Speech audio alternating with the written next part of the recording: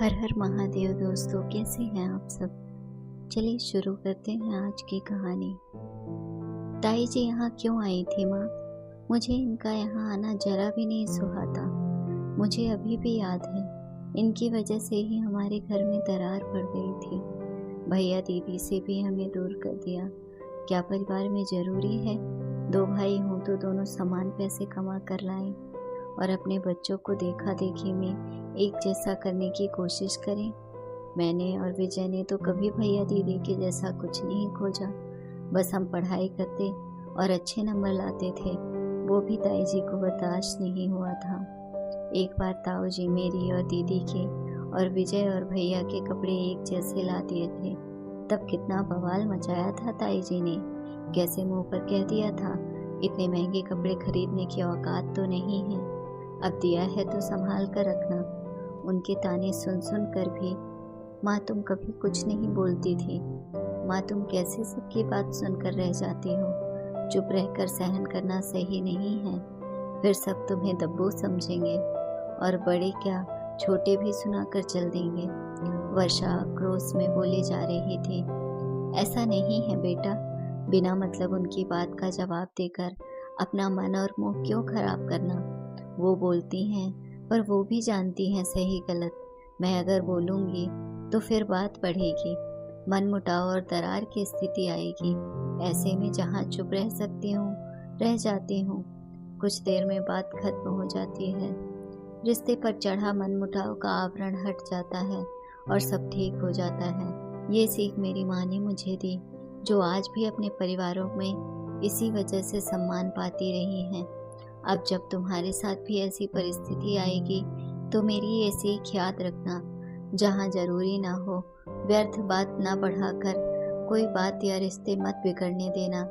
परिवार, रिश्ते, दोस्ती ये सब नाजुक होते हैं, जरा सी बात पर चटक जाते हैं, उन्हें अपनी चुप्पी से बचा कर रखना। माँ ने समझाते हुए कहा। पर माँ, ताई जी कभी सुधरने वाली नहीं लगती, पर वो आई क्यों थी? वर्षा ने पूछा।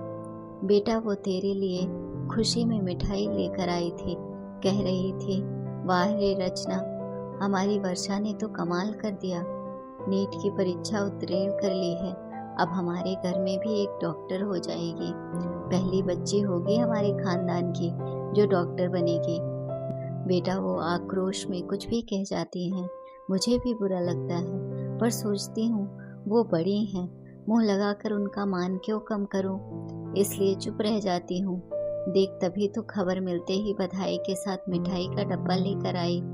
हो सके तो एक बार उनके घर जाकर उनसे आशीर्वाद ले लेना, रचना ने आक्रोश में भरी वर्षा को समझाते हुए कहा। वर्षा माँ की बात मान ताई जी से मिलने चली गई। सबने उसकी बहुत तारीफ की और ताई जी के घर कुछ मेहमान भी आए हुए थे। उनसे बड़े गर्व से बताते हुए कह रही थी, ये हमारे छोटे की बेटी है, डॉक्टर बनेगी, हमारा नाम रोशन करेगी। कहते वक्त उनके चेहरे पर जो अपनापन था, ये सब देख वर्षा को लग रहा था सही कहती है माँ। आक्रोश में अगर दोनों पक्ष बात करें तो बात सुधरने की जगह बिगड़ ही जाती है। जहाँ जरूरी ना हो चुप रहो तो रिश्ते अपने आप सामान्य हो जाते हैं। हाँ माँ, तुम्हारी ये सीख सदा याद रखूंगी। रिश्ते बिगड़ने लगे तो चुप हो जाया करूंगी। वर्षा घर आकर माँ के गले लगकर बोली। दोस्तों, बहुत बार हम ऐसी ही पारिवारिक परिस्थितियों से जूझ जाते हैं। सामने वाला आक्रोश में बोलता जाता है और हम भी उसी लहजे में बोलने लगते हैं। तब बात दिल का ताड़ बनकर रिश्तों को कटु कर देती है। यदि उस वक्त अगर समझदारी से काम लिया जाए तो रिश्ते बिगड़ने से बच सकते हैं। आपकी सोच इस कहानी से भिन्न हो सकती है। ऐसी परिस्थितियों में आप क्या करते हैं, कमेंट करके ज़रूर बताएं। और अगर कहानी पसंद हो तो अपने दोस्तों के साथ भी शेयर करें और कमेंट में ज़रूर बताएं कि कैसी लगी ये कहानी। और हाँ, चैनल को सब्सक्राइब करना ना भूलें। धन्यवाद दोस्तों।